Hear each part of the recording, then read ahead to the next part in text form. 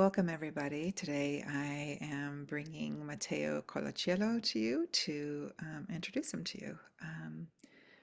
My name is Sabrina Santa Clara. Most of you who will be watching this probably know me and sort of what I do, but in case you don't, I am a IFS therapist. I've been doing this work for about, I don't know, 25, 30 years and have expanded the model into something I call neo-shamanic IFS. So in the IFS model, the main healing mechanism is self, and that self to part relationship. And in neo-shamanic IFS, we honor that and recognize that as important. We call that the inner world experiences. But we recognize two other essential healing components. The second one is outer world, which is, things that we can taste, touch, and feel, like the Mm. beautiful nature that Matteo is sitting in. And then there's the mystical world, which is God, spirit, energy, etc. Um, so that's a little bit about me. I actually don't work as a therapist anymore. I work as an executive coach and a spiritual doula, and I do psychedelic work with people. So I see myself primarily as an integrationist with a strong orientation to spiritual evolution, which Matteo has as well. So Matteo and I have been working together for, I don't know, how long now? Four plus four ish. years. Yeah. Yeah. And over the course of that time, I have learned to develop a deep respect for the work that he does, um, Mm. and just who he is as a person. He has a beautiful capacity to really hold space. Um, I find him grounded and empathic, and I would trust him with anyone who came to me. And that is one of the criteria when I invite people in to work under the company name, which is Interweaving Journeys, um, that they have to be somebody that I really trust, which Mateo is one of.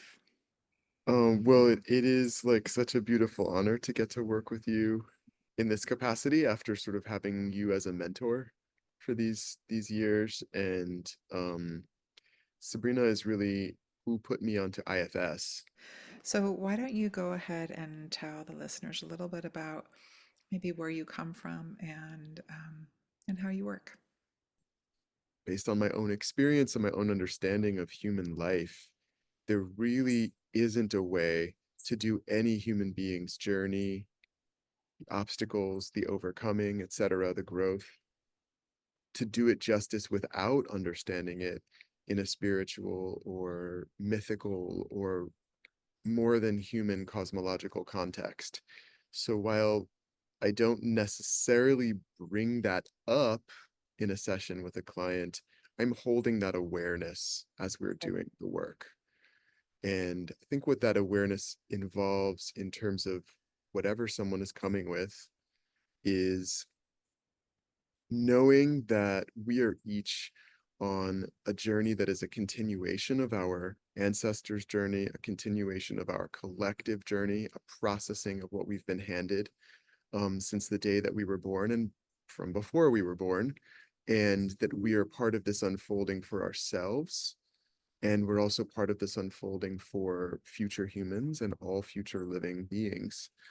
And knowing that when we are grappling with our challenges, we're also processing something. We're engaging with this opportunity to heal ourselves and to also heal the lineage and to also heal the collective in the present and to also offer healing to all beings who come after us.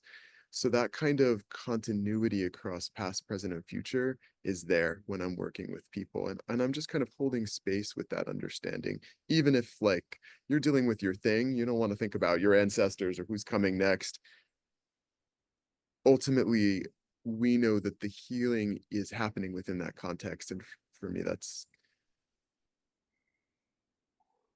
important because it gives energy to the process. It's always given energy to the process for me when I've been able to shift from struggling with my own stuff to recognizing, "Oh, this is not all mine. This is not all mine to hold. And the healing work I'm doing is not just for me, it's an offering back. It's an Right. offering. back to the ancestors that gave me life. And created this world with its beauty and its flaws, and to all those who come next. And so I guess that it's like forgiving myself for having to go through it, and then drawing energy from thinking that like this work I'm doing is really an offering back to everything. I always say that, that psychotherapy isn't enough. If it was enough, we would not see the level of depression and anxiety that are continuing to escalate, right? And it's not that it's not valuable, it's just not enough to address the cultural trauma of this time, right? And that we have to go bigger. We have to go bigger than just dealing with our own individual trauma because we are living in a collective, right? And we are isolated and lonely and wounded. And, I used to say back when I first started doing therapy that everything that I work with can be distilled down into some kind of trauma. And Mm, now I say it's everything that I work with can be distilled down into some kind of disconnection, right? mm, It's not only disconnection from our own hearts and our greater self, but it's from the community, from the collective, from the tree that is sitting behind you, right? From the earth, from our ancestors, from spirit, from guides, right? We have become narrowed, and we are not narrow beings, we are expansive beings, yes. right? And I think that particularly now, as we are all having to deal with the fallout of this and what does it mean in our own fears, etc., right? That we are going to have to really come back into tribe and really come back into a larger collective. Yeah, and that's a reorientation, Mhm. right? Of seeing self as seeing, I believe incorrectly, self as separate, and Right. coming back to the reality that self is arising interdependently. It always has. And so we're not really alone. And what we hold is not just ours. And the work we do is part of something we're doing for ourselves, but also in relationship with others, in relationship with other human beings, in relationship, like just as you said, like with this entire ecosystem or ecosystems in which we exist. Um, and I think part of that, especially right at this moment, is noticing the way that the energy is moving as you grapple with this. I've noticed in myself there are times when I am receiving, or I sort of allow myself to be subject to a tone, an energy, even like a discourse, a kind of conversation that we're having collectively.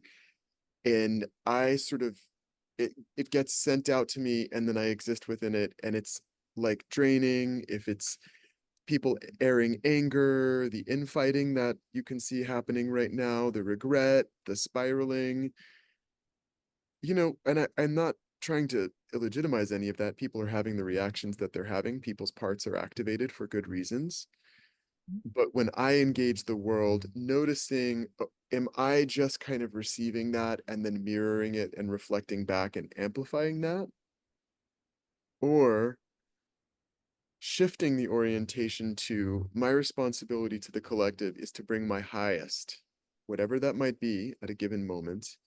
And in this moment for me, I think my highest is this really clear sense that we can respond better in crises, and we can heal better, can heal systems and other human beings better when we're coming from a place of groundedness, and when we're coming from a place of nonviolence, um, and when we're really accessing our intelligence, our compassion, our magic, however that shows up for you. And when we access that for ourselves, rather than taking in what's toxic and just reflecting and amplifying it back, I shift the way the energy is moving to, rather than taking that in, I'm generating my own sense of I feel like peace in my body, groundedness somatically, connection with what is strong, connection with my ancestors, connection with my purpose, really like feeling my own magic and sending that out and setting the tone rather than just reflecting and amplifying a tone from outside of me is kind of the shift that really helps deal with this kind of Right. situation. And I think also sort of, it's important for me to name that yes, there is this I, right, and how we are orienting, and also recognizing what are the supports that actually help us live into that. Like being in nature, being in community, Yeah. I went to the grocery store today and I don't typically buy flowers, that's not my thing, but I bought flowers because I want to be reminded of beauty. I Mm, remind to be reminded that no matter what else is happening, I live in Colorado. It's gorgeous here, right?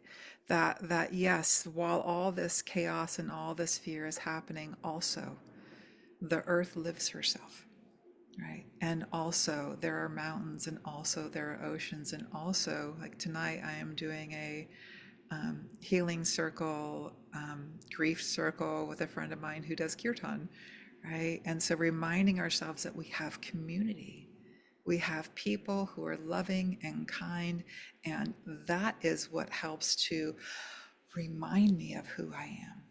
yeah. That belongingness, that we are not meant to do this alone. We are meant to do this. We are social creatures. We are connective creatures.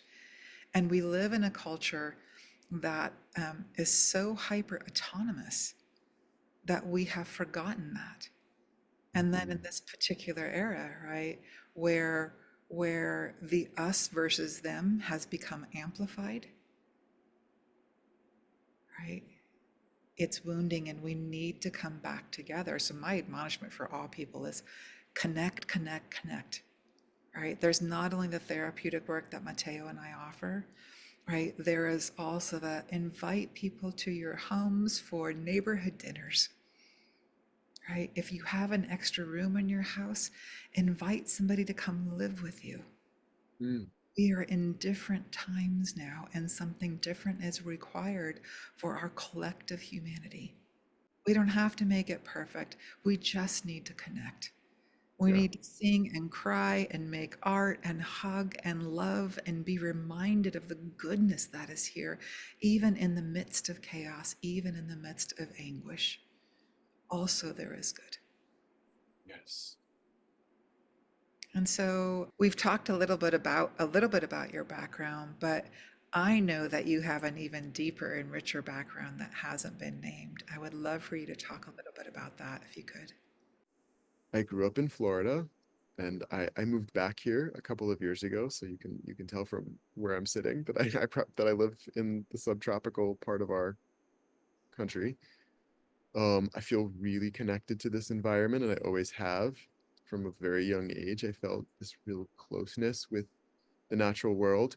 And in reminiscing, I've realized that being a queer person and feeling like I was told that I wasn't natural, because that's the kind of cultural context that I unfortunately grew up in, um, gave me this really strong sensitivity to what is actually natural.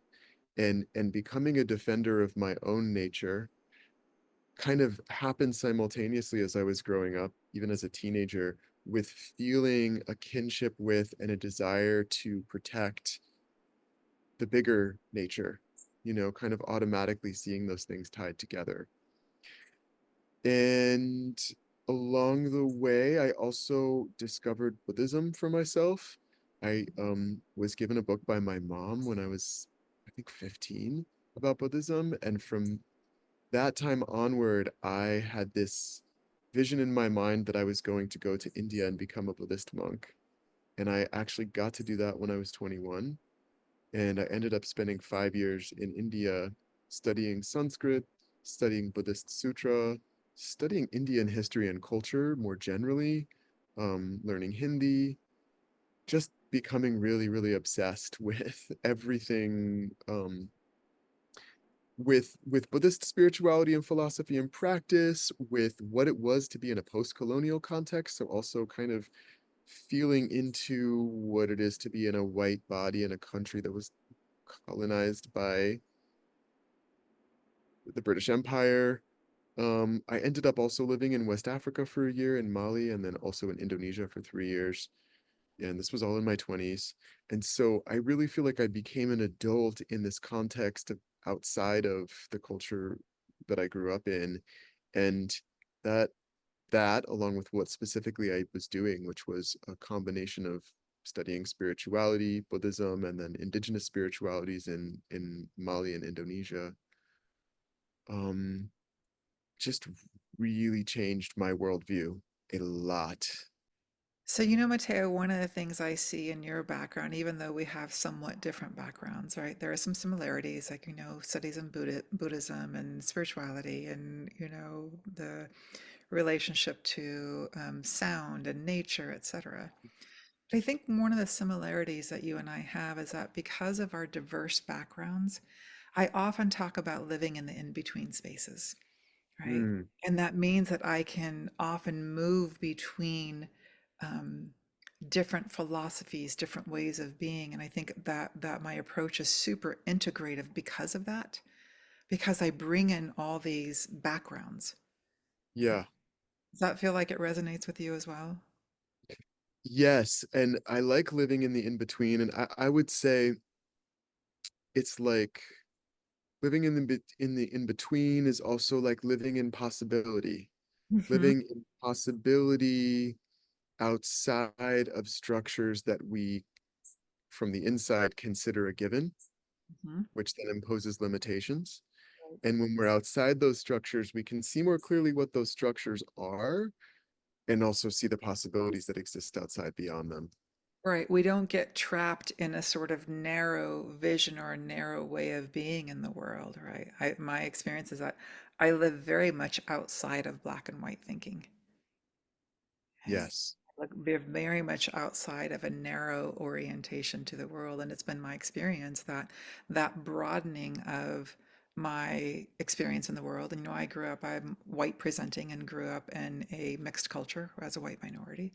And so that really influenced my orientation to the world, right? Mm, Um, that the world is broader and my inner world is broader than what gets spoon fed to us culturally. yes. Definitely. Definitely.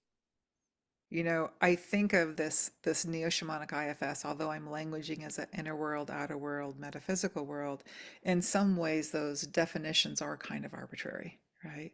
In the context that it's kind of like trying to explain the circulatory system and the respiratory system and um, um, Yeah. the immune system, right? That we separate those out to conceptualize them, but in reality, they all work together and not exist alone. And that's sort of how I see this categorization of the neo-shamanic IFS as well. And so when you're thinking of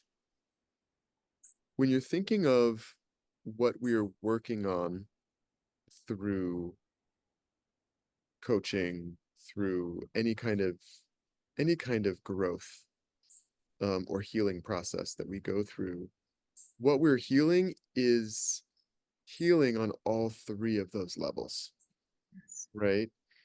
And so sometimes I have found that what actually needs healing is a person's sense of the cosmology in which they live.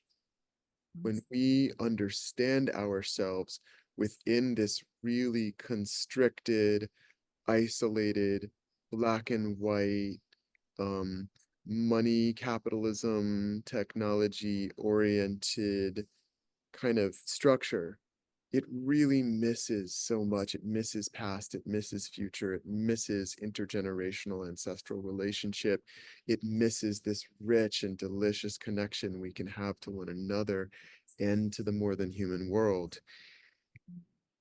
And so sometimes the healing that I work with clients on is that it's like remembering possibility again and how that possibility is occurring within and is occurring without and is occurring on this kind of mystical level.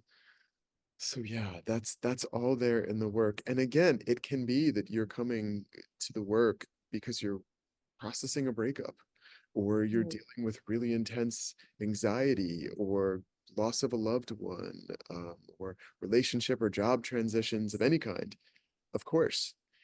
Mhm. And recognizing that all of that has been unfolding the way that you see it, the way that you've acted within it, the way that the other people in your situations have interacted with you are occurring within often a sense of context that is constricted, doesn't have much possibility, it's brittle.